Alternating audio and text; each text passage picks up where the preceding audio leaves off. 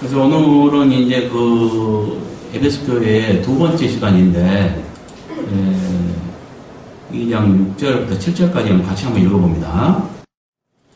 오직 내게 이것이 있으니 내가 니골라당의 행위를 미워하는 거다. 나도 이것을 미워하노라. 귀는 자는 성령이 너희에게 하시는 말씀을 들을지어다. 이기는 너희에게는 내가 하나님의 나라로 있는 생명나무의 열매를 주어 먹게 하리라. 아멘. 이것을 언어 비교를 해보면요, 그 행위는 복수죠. 네. 그러니까 행위들이 되겠죠. 네. 그 다음에 여기에 이것에 대한 복수죠. 네. 예, 이것들이 되겠죠. 네. 예, 그렇습니다.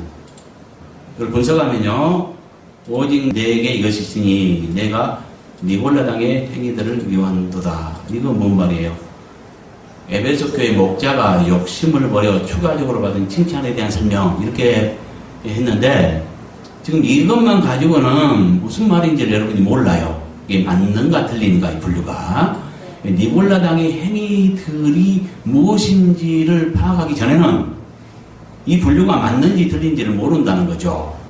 근데 어쨌든 간에 추가적으로 받은 칭찬이라는 것은 알 수 있죠. 네. 왜냐하면 아까 먼저 칭찬이 있었고, 그 다음에 책망이 있었고, 그 다음에 또 칭찬이 나온 거거든요. 네. 그렇죠? 네. 그러니까 추가적으로 받은 칭찬, 이건 공감하죠? 네. 근데 에베소 교회 목자가 이것도 맞고요. 근데 욕심을 버려, 이 말이 맞는가 틀린가, 이걸 알기 위해서는 니골라당의 행위가 무엇인가를 알 때 비로소 이제 깨닫게 된다는 거죠. 그 다음에 이건 좀 이따 정리할게요. 그 다음에 나도 이것들을 미워하노라. 이것은 뭐예요? 예수님께서 니골라당의 행위들을 어떻게 여기시는가로서, 맞죠? 네. 이 말만 가지고는 예수님께서 니골라당의 행위들을 어떻게 여기는가에 대한 설명입니다. 네. 근데 이것은 뭐가 돼요? 우리하고 연관시켜 볼 때 에베소 교회 목자가 합당하게 해놓은 증거에 대한 설명. 왜냐하면 주님과 일치하잖아요. 네. 행동이. 그렇죠? 네. 그러면 뭐겠어요? 그게 합당하게 한 증거가 되죠. 네. 이렇게 풀어져 가는 것입니다. 그러니까, 그래서 이걸 합하면 뭐가 되냐? 자, 이것이 맞는다면, 욕심을 버려.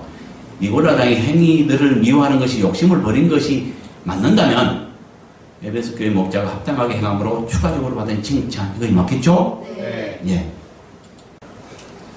자, 니골라당의 행위가 무엇일까?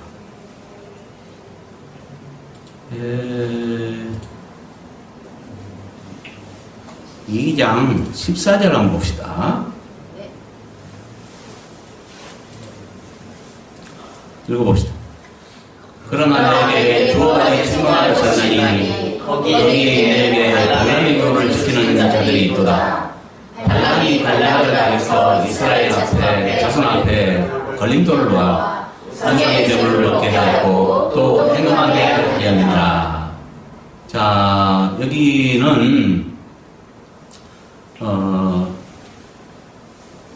버가모 교회에 이제 전한 말씀인데, 거기에 보면은 뭐가 있냐면, 자, 두 가지 책망할 것이 있는데, 발람의 교훈을 지키는 자들이 있대요. 발람의 교훈. 이 발람의 교훈이 뭘까? 밑에 설명이 나네요. 네. 발람의 교훈은 뭐냐? 발람이 발락을 가르쳐 이스라엘 앞에 걸림돌을 놓아 우상의 제물을 먹게 하였고, 또 행음하게 한 것입니다. 이것이 발람의 교훈이에요. 근데 그건 바로 밑에 보면 15절에 보니까요, 이와 같이 내게도 니골라당의 교훈을 지키는 자들이 있도다. 이렇게 말함으로써 발람의 교훈과 니골라당의 교훈을 동일시했습니다. 네. 그렇죠? 네. 그러면 발람의 교훈은 니골라당의 교훈과 동일한 것입니다. 네. 그러면 니골라당의 교훈은 이제 뭔지 알았죠? 네. 니골라당이 뭐예요? 니골라당의 교훈은 뭐예요? 자, 발람이 발락을 가르쳐 이스라엘 앞에 걸림돌로와 우상의 제물을 먹게 하였고 또 행음하게 했던 것과 동일한 것. 결론만 말하자면 지금 발람이 발락을 가르쳐 이스라엘 자손 앞에 걸림돌로 와 이것이 뭔가인지를 정확히 깨달아야 더 정확해지겠죠. 예, 발람은 선지자인데 발람이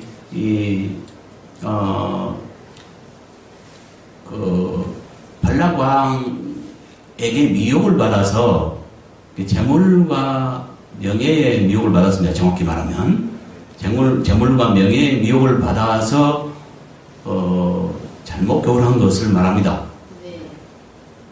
그래서 그 결과 이스라엘 자손들이 이제 우상의 재물을 먹고 행음하게 함으로써 그 결과 연병으로 인해서 하루에 24,000명이 죽어버렸죠. 네, 그것을 말합니다. 그러니까 그러면 뭐겠어요? 니보다 당의 교훈은 뭐겠어요? 아까 우리하고 동일하니까 명예나 재물에 욕심을 부리고 그것이 미혹이 되어서 잘못 교훈한 것, 이것이 발람의 교훈이기도 하고 니볼라 당의 교훈이기도 하다는 거죠. 이해가죠? 네. 예. 우리가 한번 찾아볼까요? 민수기 한번 읽어봅시다 같이. 이스라엘 자손이 또 길을 떠나 모압 평지에 씨를 쳤으니 요단 건너편 곳 여리고 맞은편이더라. 시볼의 아들 발람이 이스라엘의 어머니에게 행한 모든 일을 보았으므로 모압이 심히 두려워하였으니 이스라엘 백성이 많음으로 말미암아 모압이 이스라엘 자손 때문에 범죄하였더라. 미디안 장로들에게 이제 우리가 소가 밭이 풀을 뜯어먹은 같이 우리 사방에 있는 것을 다 뜯어먹으려니 그때 시볼의 아들 발람이 모압왕이었더라. 그가 사신을 볼의 아들 발람의 고향인 강가 그돌에 보내어 발람을 부르게 하여 이르되 보라, 한 민족이 애국에서 나왔는데 그들이 주변에 덮여서 우리 맞은편에 거주하였고 우리보다 강함이 청하건대 와서 나를 위하여 백성을 저주하라. 내가 혹 그들을 쳐서 이겨 이 땅에서 몰아내라. 그대가 복을 빌는 자는 복을 받고 저주하는 자는 저주를 받을 줄을 내가 알미라. 야, 이거 굉장한 믿음이 있네요. 발락, 모압왕 발락의 믿음은 누굽니까? 발람을 굉장히 신뢰를 했네요. 그가 저주하면 저주가 그대로 임하고 축복하면 축복이 임한다는 것을 믿었습니다. 이만한 신뢰를 했으니까 다급하니까 이제 그냥 장로들을 보내가지고 사신을 보내서 이제 그들을 저주하라고 말했네요. 부탁했네요. 그래, 실제로 보니까 모압 장로들과 미디안 장로들이 손에 복채를 가지고 떠나 발람에게 이르러 발락의 말을 그에게 전하며 발람이 그들에게 이르되 이 밤에 여기서 유숙하라. 여호와께서 내게 이르시는 대로 너희에게 대답하리라. 모압 귀족들이 발람에게서 유숙하니라. 여기까지는 이해가 가요.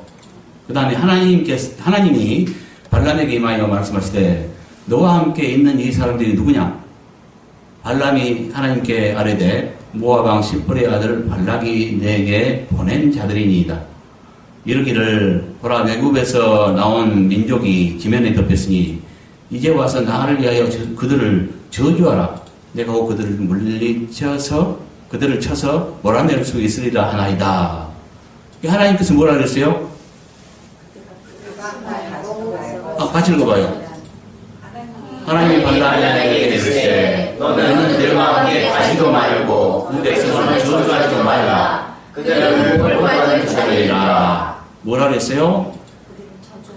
가지도 말고 저주하지도 말라 그랬죠. 네. 그러면 이제 하나님의 뜻은 분명히 깨달은 거 아닙니까? 네. 더 이상 미혹을 받지 말아야 돼요. 안 가야 돼요. 네. 근데 이들이 쉽게 포기합니까? 나라의 운명이 걸렸는데. 그러니까 발락이 또 뭐예요?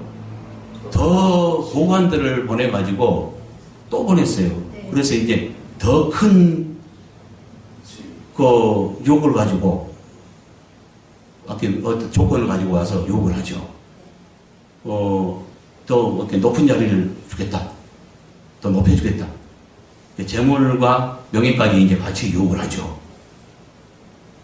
그러면 아까 하나님 뜻을 분명히 알았으니까 아예 그냥 거절하고 말아야 되는데 또 그냥 슬그머니 그게 미혹돼가지고요. 이 밤에 여기 유하라. 또 기도해보겠다. 그 자체가 미혹인 거예요. 이렇게 깨닫게 하지 않으면 굉장히 이해가 어려워져요. 여러분 한번 깨달으려면 여러분이 쉽게 깨달을 수 있나? 쉽지 않습니다. 주님이 가라고 하니까 그 순종 같아요. 응? 자, 보세요. 자, 옳은 말을 해요. 발락이 신하들에게 대답하여 이르되 발락이 그 집에 가득한 은금을 내게 줄지라도 내가 능히 하나님 말씀을 어겨 덜하거나 더하지 못하겠노라? 옳은 말 다 해요. 응? 그러니까 옳은 것 같잖아요. 그런즉 이제 너희도 이 밤에 여기서 유숙하라. 여기서 내게 무슨 말씀을 더하실는지 알아보리라. 또 알아본대요. 이 자체가 미혹이라는 거예요. 그런데 미혹을 받으면 옳지 않으면 하나님은 미혹으로 역사합니다. 옳은 자들에게는 어떤 환난 가운데서 건집니다. 옳은 자들에게는 환난에 빠졌더라도 건지신다니까요. 옳지 않은 자들은 미혹을 따라가도록 역사해버려요. 미혹으로. 이게 무서운 거예요.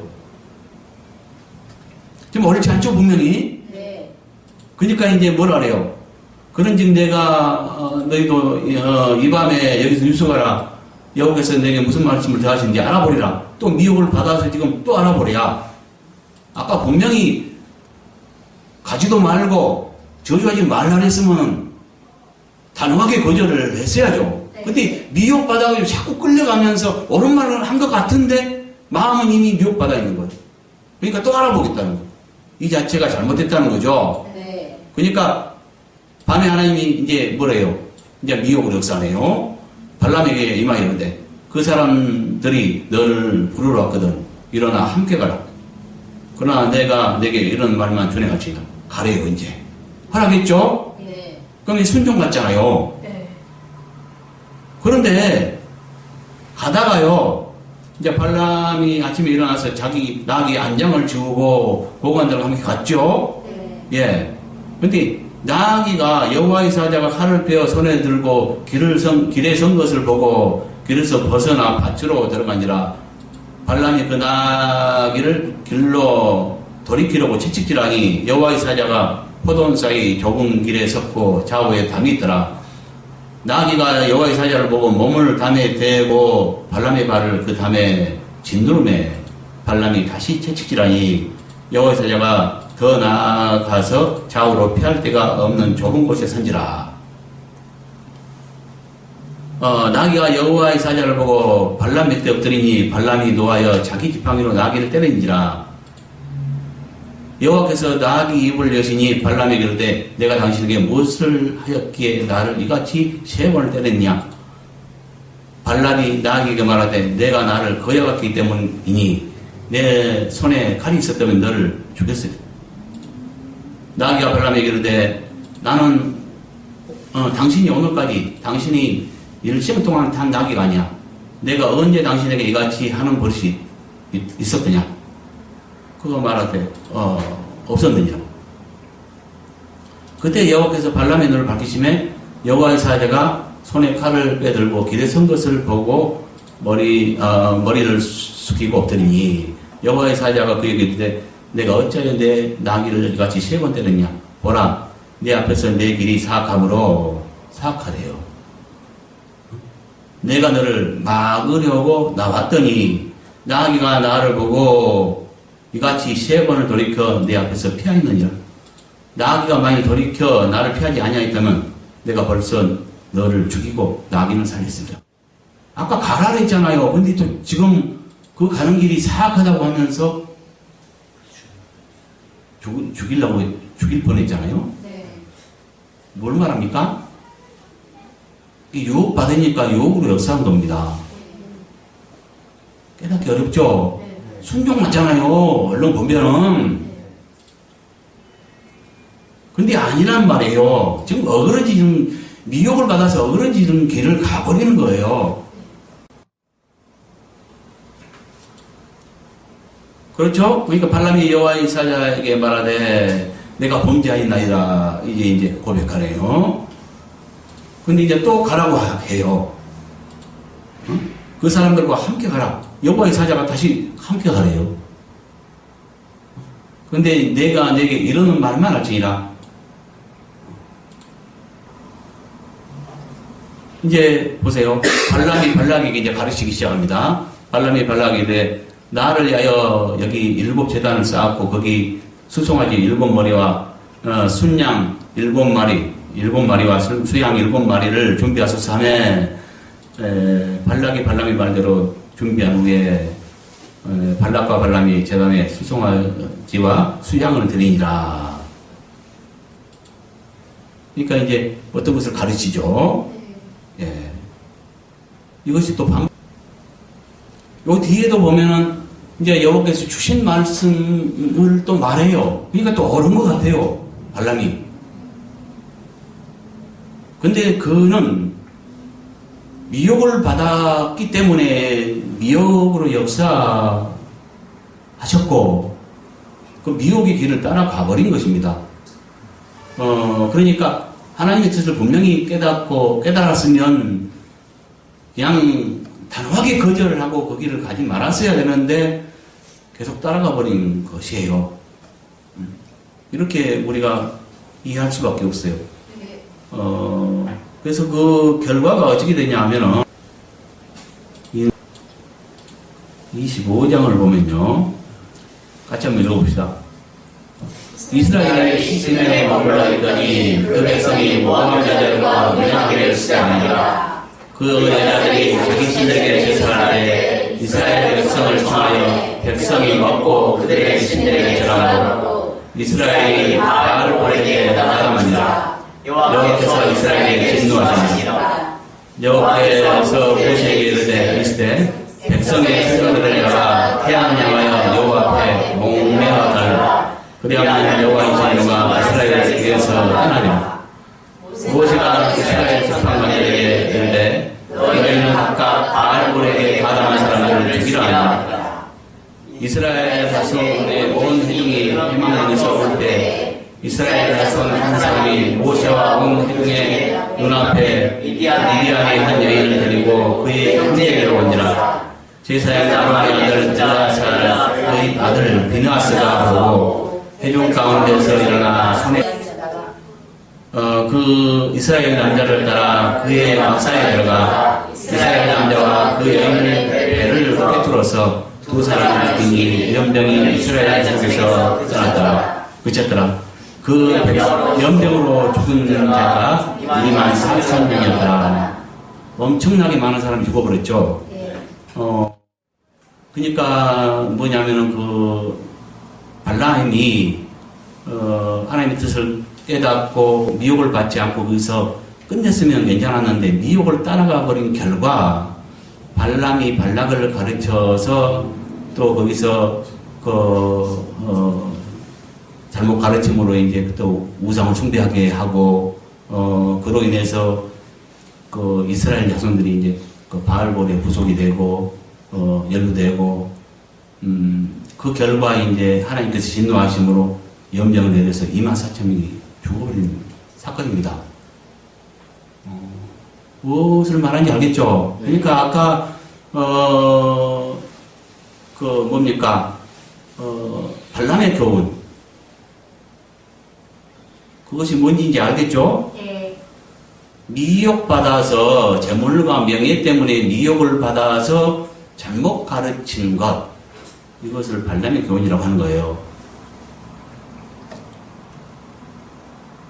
그렇죠? 네. 그 결과는 그냥 어마어마하죠. 네. 그러니까 이제 뭘 말하는지 알겠죠? 아까 발람의 교훈이 니골라당의 교훈과 똑같다 그랬습니다. 그러면 여기서요. 오직 내게 이것이니 내가 니골라당의 행위들을 미워한도다. 이건 뭐예요? 지금 여기서 뭐 니골라가 일곱 집사였는데 그가 타락하여서 한 당 여기 지금 니골라당이라는 것은 그를 추종하는 무리다. 뭐 이렇게 가르치는데 나는 거기에 대한 뭐 자세한 근거는 없기 때문에 동명이인인지 그 사람인지 그것을 알 수는 없습니다. 여기서 나는 그런 것을 중요시 여기지 않습니다. 그거 알면 뭐 할 거예요? 중요한 건 우리가 이 교회가 어떻게 행하고 어떻게 행하기를 바라고 주님 뜻은 무엇이고 주님은 어떻게 행정하시고 우리가 어떻게 똑바로 서고 주의 뜻을 깨달아서 어떻게 살기를 원하는가 이거 깨달아야죠. 일곱 교회에 가르치면 대부분이 과거 역사 가르쳐요. 그렇다면 성경 한 권 가지고 한 권 가지고 해결이 안 되겠네요? 과거의 역사에 능한, 역사 공부에 능한 사람들이, 세계사 공부에 능한 사람들이 성경을 잘 가르치는 것입니까? 그렇게 돼버려요. 그런 거 하나도 몰라도 영의 안목으로 저자의 의도를 깨닫고 하나님의 의도를 깨달으면 그 역사 아무것도 몰라도 성경만 가지고도 하나님의 뜻을 깨달을 수 있는 것입니다. 그렇잖아요? 네. 무엇이 중요한 걸 깨달아야 돼요. 나는 일부러 나도 그거 말하려면 말할 수 있죠. 널려있는 게 그런 지식이니까. 응? 일곱 교회가 에베소 교회는 위치가 어디고, 어디부터 몇 킬로 떨어져 있고, 거기는 어떤 도시였고, 말할 수 있지만, 역사 공부에서 뭐가 우리에게 무슨 보탬이 되냐 이거요. 중요한 건 신앙하는 방법을 깨닫고 하나님의 뜻을 깨달아서 옳게 행하는 것. 맞죠? 네. 이 미혹이라는 게 이만큼 중요해요.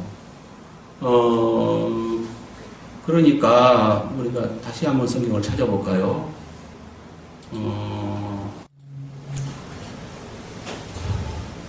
이거 이제 베드로 후서 2장 15절을 보면 그들이 바른 길을 떠나 미혹되어 보리의 아들 발람의 길을 따르는도다.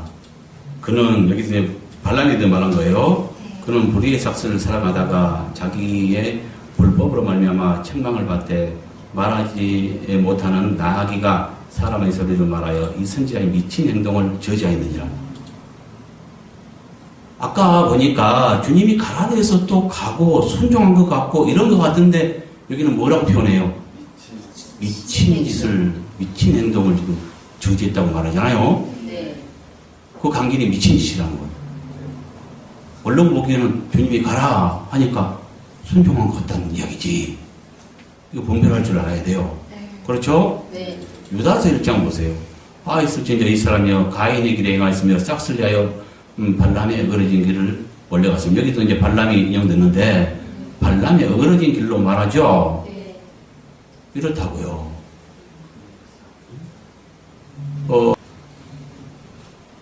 하나 보라니. 자, 여기 보세요. 계시록 22장 11절 보니까요.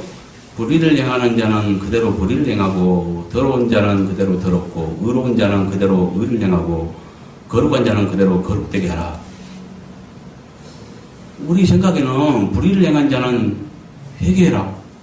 의를 행하라. 이래야 될 것 같은데 네. 그대로 불의를 행해래요. 더러운 자는 그대로 더러우래요. 이 말은 뭐가 전제되냐면요. 보세요. 보라 내가 속히 오리니 내가 줄 상이 내게 있어 각 사람이 행한 대로 갚아주리라. 행한 대로 심판하겠다는. 그럼 어떻게 해야 되겠어요? 더러운 자는 들어가야 되겠어요?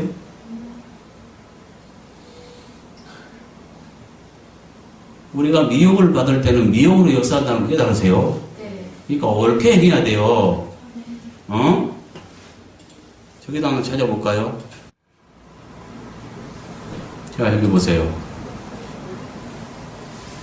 여기서 또한 그들이 마음에 하나님 두기를 싫어하며 하나님께서 그 내버려 두사 합당하지 못한 일을 하게 하셨으니 곧 모든 불의, 추악, 탐욕, 악독이 가득한 자요, 시기, 살인, 분쟁, 사기, 악독이 가득한 자요, 수근수근하는 자요, 비방하는 자요, 하나님을 미워하는 자요, 능용하는 자요, 교만하는 자요, 자랑하는 자요, 악을 도모하는 자요, 부모를 거역하는 자요. 이거 무슨 말이에요, 지금? 지금 타락, 예드스 말하잖아요. 지금 왜 타락이 왔는가를 지금 설명하고 있는 거예요. 근데 그들이 하나님을 마음에 두기를 싫어하며 하나님께서 그들을 상실한 마음대로 내버려 두어서 합당하지 못한 일을 하게 했기 때문에 타락이 왔다는 것을 말하고 있는 거거든요. 여기에서 이제 상실에 해당하는 것이 이게 번호적으로 무슨 뜻이냐면 공인되지 않은 이렇게 인정받지 못한 이런 뜻입니다.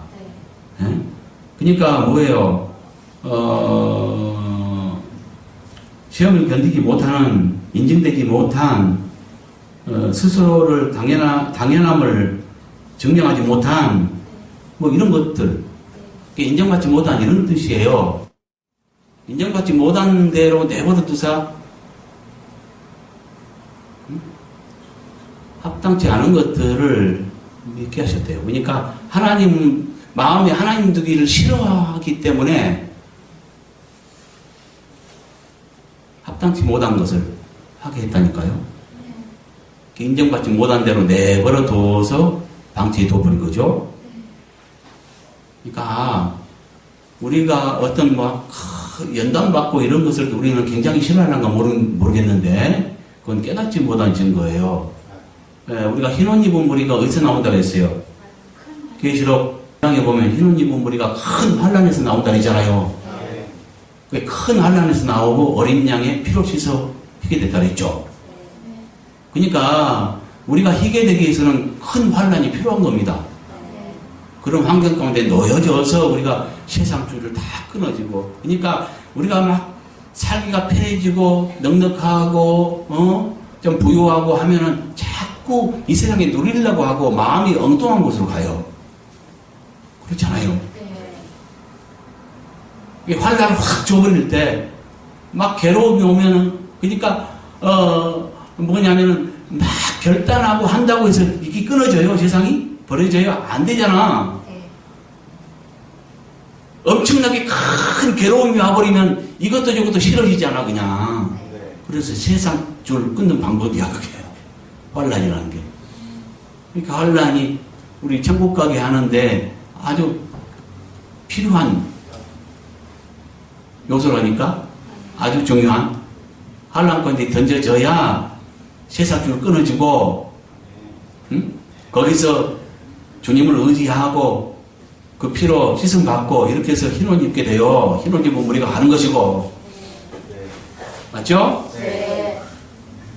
그러니까 주님은 우리를 분초마다 시험하시고 달아보시는데 어떤 괴로움이 올 때 이것을 갖다가 막 그것만 급급해서 그냥 어찌하든지 세상 사람처럼 깨닫지 못한 자처럼 그 자기 괴로움만 생각하고 그걸 빨리 벗어나려고만 생각하지 마세요.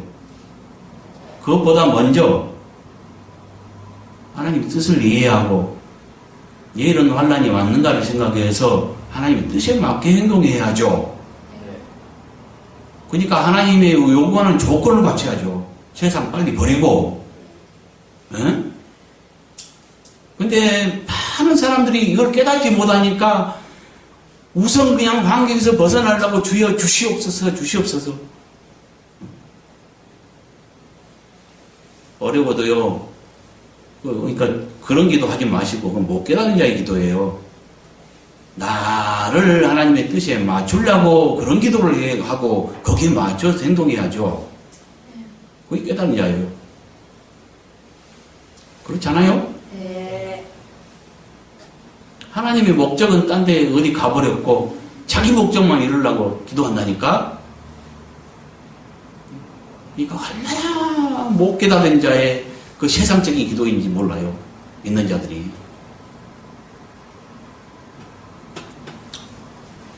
어째 타락이 온지 알겠죠? 네.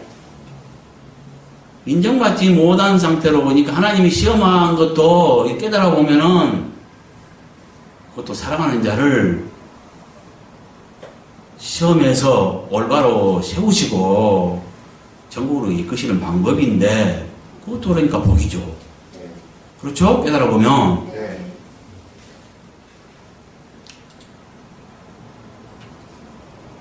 주님이 지금 눈을 막 사인 주시면서 눈뜨게 하라고 지금 말씀하시네. 여기다 눈을 못 떠요, 사람들이. 그러니까 이건 뭘 말해요? 아직 분석해 보겠습니다. 네. 오직 내게 이것이니 내가 니골라당의 행위들을 미워한도다. 이것은 에베소 교회 목자가 추가적으로 받은 칭찬에 대한 설명을 말합니다. 네. 맞죠? 이해가죠? 네. 왜냐하면 아까 먼저 칭찬, 잘한 것들에 대한 칭찬을 먼저 말했어요. 네. 그 다음에 책망 말했습니다. 네. 잘못된 게 책망 말했고, 다시 지금 칭찬하잖아요. 그러니까 네. 추가적으로 받은 칭찬을 말하죠. 네. 그렇죠? 네. 그 다음에 나도 이것들을 미워하노라. 이것은 예수님께서 니골라당의 행위들을 어떻게 여기시는가에 대한 설명입니다. 네. 그런데 우애와 연관지어서 볼 때 이 말은 곧 에베소 교회 목자가 합당하게 행한 증거가 된다는 거죠. 네. 그렇죠? 네. 네. 그래서 이걸 합하면 에베소 교회 목자가 합당하게 행함으로 추가적으로 받은 칭찬을 말합니다. 네. 마지막에 네. 원어 비교를 해보면요. 기는 자는 성령이, 여기 성령은 이제 하나님의 영이로 했습니다. 네. 그 이유는 조금 이따 원어를 보고 설명을 드리겠습니다. 그 다음에 열매를 여기는 생명나무 열매를 이렇게 했는데 열매란 말이었기 때문에 생명나무를 설명을 드릴게요. 네. 이 성령에 해당하는 원어는 이제 푸뉴마를 썼는데 이것은 숨, 호흡, 바람, 익힘, 영, 하나님의 영, 이제 이런 것들로 이제 번역할 수 있죠. 이런 뜻을 가지고 있죠. 네. 근데 이제 그러니까 하나님의 영으로 표현되기도 하고, 영을 말하기도, 우리의 영을 말하기도 하는데, 사람의 영인가 하나님의 영인가는 그 문맥에 따라 이제 달라지겠죠. 네. 거기서 이제 그가 지칭하는 것이 이제 무엇을 이렇게 누구를 지칭하는가에 따라서 하나님이 될 수도 있고 사람이 될 수도 있는 거예요. 이렇게 그 영인데 그 영이 그가 지칭하는 것이 하나님이면 하나님의 영이 되고 사람이 되면 사람의 영이 되는 거죠. 네. 그러니까 뭐겠어요? 여기 지금요 보세요. 여기는 정관사가 이런 뜻이 있어요. 성령이 바로 앞에 그라는 정관사가 있잖아요. 이렇게 그 영이 된다니까요. 네. 여기서 그 영은 하나님의 영이 될 수도 있고 사람의 영이 될 수도 있다는 거죠. 네. 그러니까 뭘 말합니까? 누구의 영을 지칭하고 있는 거죠. 네. 여기에 이제 성령이라는 게 뭐예요? 그 거룩한 영을 말하는데 그 말은 영의 속성을 말합니다. 그 속성이 더러운가 거룩한가 이걸 분별하는 말이죠. 네. 근데 여기서 그 영 하면은 그가 누구를 지칭하느냐에 따라서 하나님이냐 사람에 따라서 하나님의 영이 되기도 하고 사람의 영으로 번역할 수 있다니까요. 네. 여기에서 이제 하나님의 영을 말하니까 하나님의 영으로 표현한 것이 적절하겠죠. 네. 이게 하나님의 영이냐 사람의 영이냐 이거는 누구의 영인가를 표현한 말이고 성령이라는 것은 그 영이 더러운가 거룩한가를 표현한 말이 된다는 이야기죠. 네. 그러니까 적절치 않을 수 있겠죠. 네. 네, 그러니까 하나님의 영 이렇게 표현한 것이 가장 옳습니다. 여기에 만약 이제 거룩하지라는 뜻을 가진 언어가 있다면 성령이 되죠. 네. 네, 그러니까 성경에는 이것들을 이제 다 그냥 성령으로 성령 이렇게 표현해 놨는데 실제 거룩한에 해당하는 데는 언어가 그런 곳은 성령이라고 표현해도 옳겠죠. 그러나 그렇지 않다면 여기서는 누구의 영으로 표현해 있는 게 옳다는 얘기죠. 네. 이해갔죠? 네. 그 다음에 아까 어디입니까? 생명나무를 주워 먹게 하리라. 여기에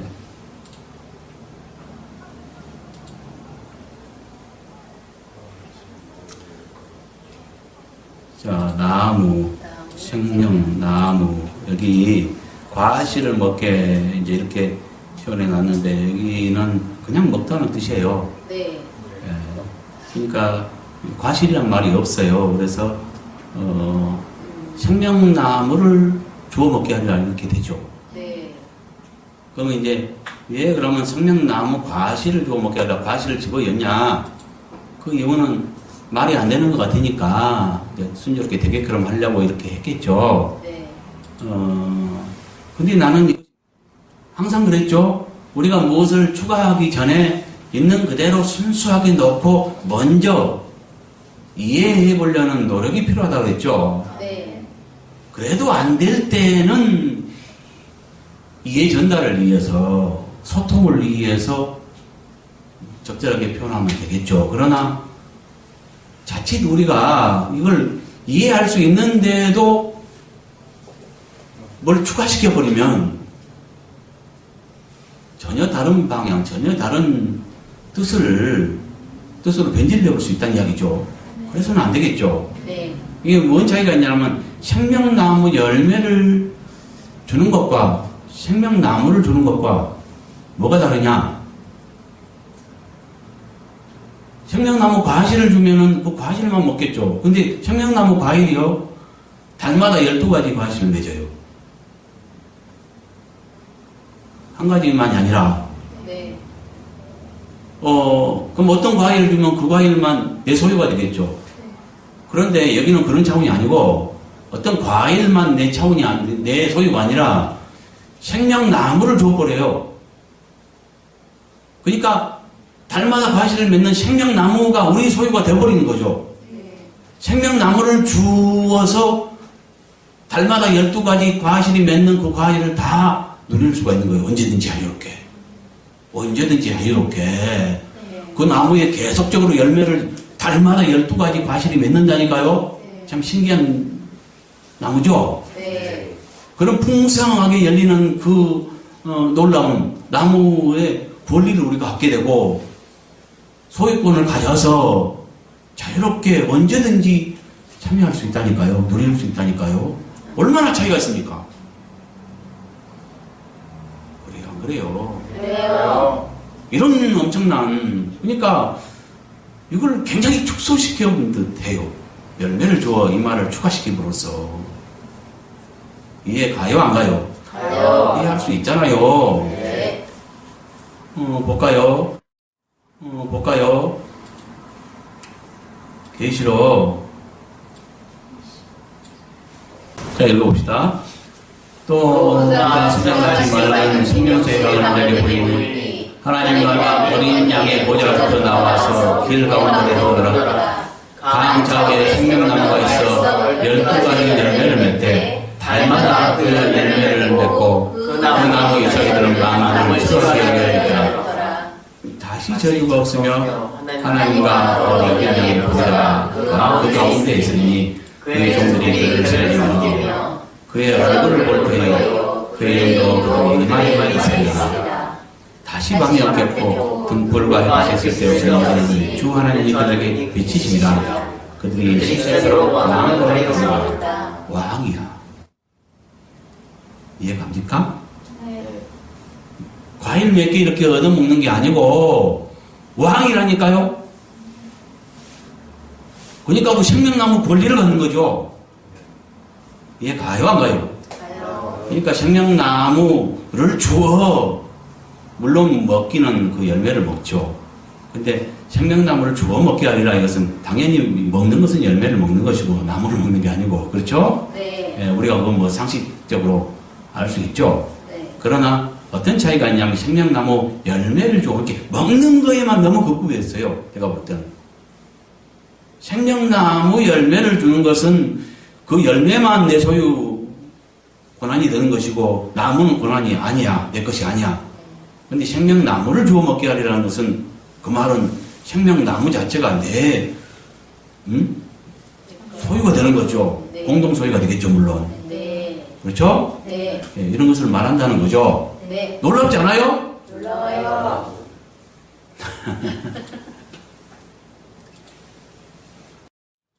이해 갔습니까? 네.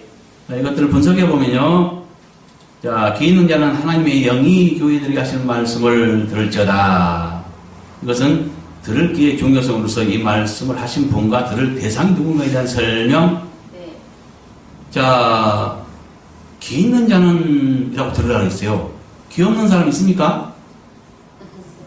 여기에서는 물론 귀 없는 사람도 있을 수도 있겠죠. 근데 대부분 다 귀가 있죠. 네. 여기서는 육적인 귀를 말한 게 아니고 하나님의 영의 말씀을 인지할 능력이 있는 것을 말하죠. 네. 그렇죠? 영적 귀. 이 들을 귀 있는 것이 아주 중요해요. 들을 귀와 깨달을 마음, 본론. 그것은 아주 중요하죠. 그렇죠? 네. 예. 그러니까 그 마지막 당부에 이거는 마지막 당부로서 들을 귀의 중요성 이걸 말하죠. 네. 그 다음에 하나님 영이 교회들에게 하신 말씀을 들을지어다 이렇게 이제 끝맺어요. 이것이 7번 반복됩니다. 그러니까 7교회의 목자들에게 전하는 음성마다 끝을 이렇게 맺어요. 그럼 시작은 뭘로 하냐? 7교회의 목자들이 하죠. 네. 그러니까 거기는 또 예수님이 말씀하세요. 예수님이 7교회의 목자들에게 하시는 말씀으로 시작하는데 끝은 성령께서 교회들에게 하신 말씀으로 끝이 난다는 거죠. 네. 그러니까 그걸 뭘 말하냐면 깨달아야 돼요. 7교회는 그때 당시에 한 약 2000년 전에 실제로 존재했던 교회입니다. 그 7교회를 들어서 실제 역사 속에 존재했던 7교회를 들어서 그 7교회가 각각 형편이 달라요. 그러니까 7가지 색깔의 무지개가 아니라 7가지 색깔의 그 각각 형편이 다른 교회를 들어서 교회 현안에 관한 그러니까 어느 시대나 이 세상 끝날 때까지 어느 시대나 존재하는 현재적으로 존재하는 교회 문제를 다루고 있는 것입니다. 그러니까 이 증거가 그거예요. 교회 목자에게 주님께서 예수님께서 그 7교회의 목자들에게 각각 말씀하셨는데 끝맺는 것은 하나님의 영이 교회들에게 하시는 말씀으로 끝냈다는 것은 교회가 존재하는 한 모든 교회들에게 하시는 말씀이 되는 거죠. 그러니까 7교회는 대표성을 받는 것입니다. 7교회로 끝나버리면 각각 교회의 역사 공부하고 이치 지리 공부하고 7교회에 그냥 그 과거에 존재했던 역사 공부로 끝나버리면 우리하고는 아무 상관이 없어요. 그럼 뭐 하자는 거예요? 그렇죠? 네. 이것은 그 7교회는 대표성을 갖고 그때 존재했던 역사 속에 존재했던 7교회를 들어서 교회의 현안에 관한 이 행정 비밀들을 우리에게 알려주신 거죠. 이해 갔죠? 네. 그러니까 들기 중요성도 이 말씀을 하신 분과 들을 대상이 누구에 대한 설명, 말씀하신 분은 하나님의 영이었고 들을 대상은 모든 교회라는 것. 그 다음에 이기는 그에게는 내가 하나님의 낙원에 있는 생명나무를 주어 먹게 하자. 이것은 에베소 교회와 같은 여건에서 이긴 자에게 주시겠다고 약속하신 보상이 무엇인가에 대한 설명. 이에 같은 여건이라고 했을까요? 그렇죠. 아까 처음에는 시작은 뭐였어요? 에베소 교회의 목자에게 전하는 음성이었죠. 네. 그런데 이것은 거기에 국한하지 않고 교회가 존재하는 한 전 시대에 걸쳐 모든 존재하는 교회들에게 하신 말씀이라는 거죠. 네. 그렇죠? 네. 그러면 뭐야? 그 목자를 떠나서 딴 사람들은 다 이와 같은 에베소 교회 목자와 같은 여건에서 이긴 자에게 주신 약속이죠. 네. 그렇게 받아야 되겠죠? 네. 그러니까 모두에게 하신 말씀이라니까요. 네. 그 에베소 교회 목자가 그 여건이 뭐예요? 야, 우리가 깨닫기 위해서. 자, 어디에서 이긴 거예요? 어디에서 이긴 걸 말해요? 사람 에베소 교회 목자의 여건이란 그렇죠. 형제 사랑이 있고 하나님의 사랑. 수고와 인내가 있고요. 행위들이 온전했고요. 행위들이 옳았고요. 수고와 인내가 있었죠. 네. 그러니까 그 여건이 뭐예요? 에베소 교회에 와 같은 여건이 뭐예요? 형제 사랑은 있지만 행위들이 옳고 인내와 수고가 있잖아요. 그 다음에 니고달랑의 행위들이 있잖아요. 네. 이렇게 행위들을 미워하는 합당한 행위들이 있잖아요. 네. 니고달랑의 행위들은 뭐예요? 우상 제물을 아까 행위들이 온전했다는 것은 뭘 말했어요? 아까 맨 먼저 거짓 그러니까 악한 자들을 용납지 않았고 거짓 사도를 드러냈고 이걸 말했고 그 다음에 예수 이름 때문에 예수님 이름 때문에 참고 견뎠고요. 그 다음에 이제 게으르지 않았죠. 네. 예, 이런 합당한 행위들이 있었고 추가적으로 또 니골라당의 행위들을 미워하는 것이 주님과 일치했죠. 합당한 행위가 있었죠. 니골라당의 행위들은 우상의 제물을 먹지 않고 행음하지 않는 것 이런 것들을 말하죠. 네. 예, 그것들은 다 욕심에서 출발합니다. 네. 욕심에 미혹돼서 그것들을 했다는 거죠. 네. 그러니까 욕심도 버린 거예요. 네.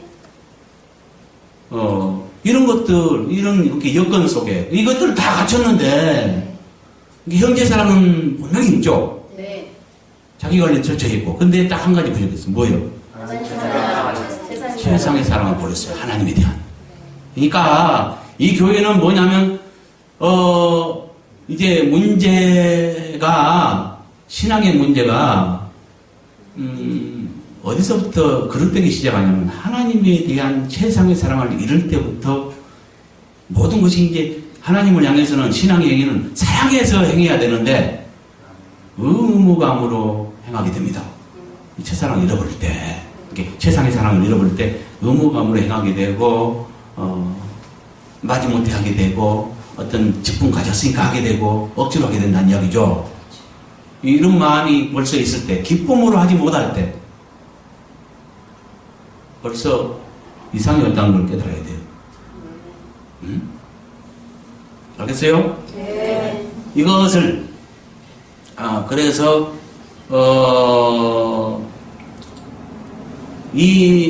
에베소 교회가 이제 또 이것이 있어요. 방금은 내가 지금까지는 뭘 말했냐면 일곱 교회의 역사적으로 존재했던 일곱 교회를 들어서 교회의 문제를 말했기 때문에 일곱 가지 색깔을 가진 색깔이 분명히 다른 교회의 문제 현안들을 가지고 이렇게 이제 교회의 비밀을 드러냈다 그랬죠. 네. 그러니까 그 일곱 가지로 계속해서 전 시대에 걸쳐서 수평적으로는 일곱 그 교회로 일곱 가지 색깔로 모든 교회의 현안들을 말했어요. 네. 그러면 이것이 그 시대만 존재하지 않고 어느 한 시대만 존재하지 않고 계속적으로 교회는 존재해 갑니다. 네. 그러면 수평뿐만이 아니라 수직적으로 어떤 수직이 형성되겠죠. 네. 어떤 역사가 형성되겠죠. 네. 그래서 지금 한 2000년간 지난 이후에 교회 역사를 딱 뒤돌아보니까요. 그 교회 역사도 일곱 교회와 마찬가지로 거의 일곱 단계로 나누어 설명할 수 있습니다. 그건 실제 존재했던 역사입니다.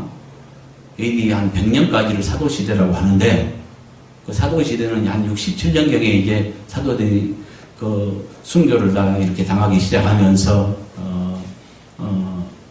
그들이 이제 돌아가시니까, 어때요? 그 많은 형제들이 이제 그 열정이 식어지고 하면서, 신앙의 문제가 있기 시작한 것 같아요. 네. 그래서 그 AD 100년까지를 사도시대라고 하는데 그 시대의 역사와 에베소 교회의 이 여기서 전하는 메시지와 일치하더라는 거죠. 네. 나머지는 계속해서 그 역사와 비교해 갈 것입니다. 네. 여기까지만 우리 깨달읍시다. 네. 이것은 아주 중요합니다. 그러니까 계시록은 그 예언의 책이면서 상징의 책이라 했죠. 네. 그러니까 이 일곱 교회는 역사이면서 하나의 상징성을 갖고요, 또 대표성을 갖고요. 그 다음에 교회의 모든 전시에 걸친 교회의 비밀을 다 말해주고 있는 것이고요. 그래서 이 일곱은 하나의 교회의 역사를 예언하기도 합니다. 그것을 알 수 있는 것은 역사를 뒤돌아볼 때 일치하더라는 거죠. 이 일곱과. 나머지는 계속해서 증명해 갈 것입니다. 아멘. 수고하셨습니다. 네.